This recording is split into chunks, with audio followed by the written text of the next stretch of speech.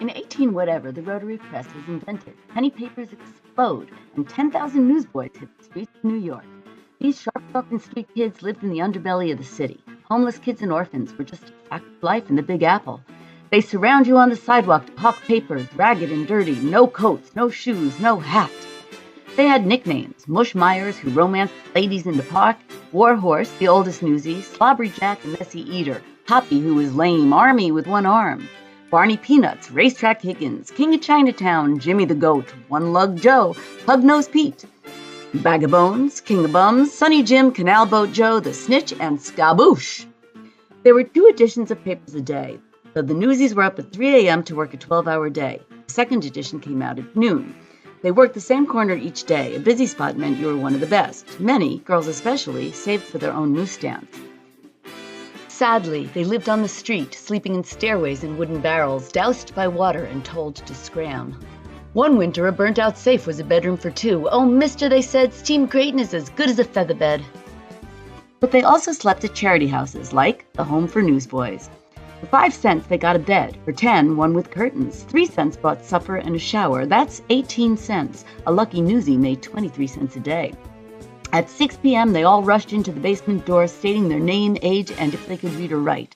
They had to be under 18, some were as young as 6. They were all religions and races. 39 nationalities were counted: Chinese, Arabs, Egyptians, many from Russia. Runaways weren't allowed.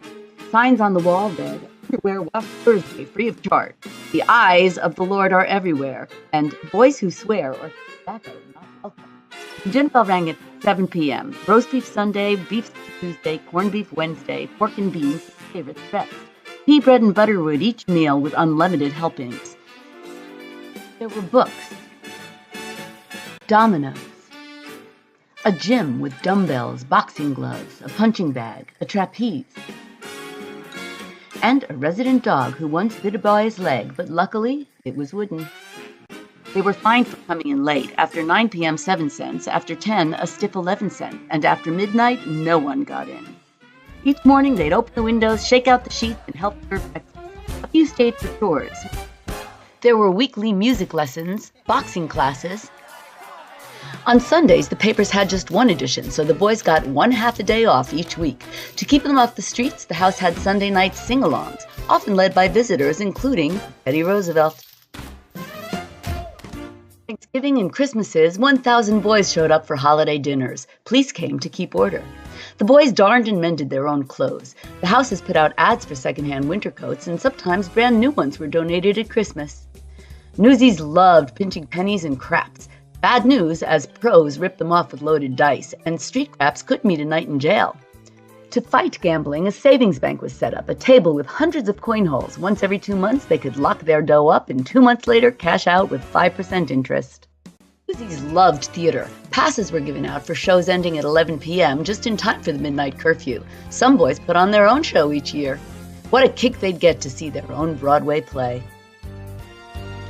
In winter, the houses were crowded, but in summer, they were sparse. The boys wanted to save every penny they could and slept outside when the weather was good. These houses offered the newsies comfort, camaraderie, companionship, but nevertheless, their lives were very harsh.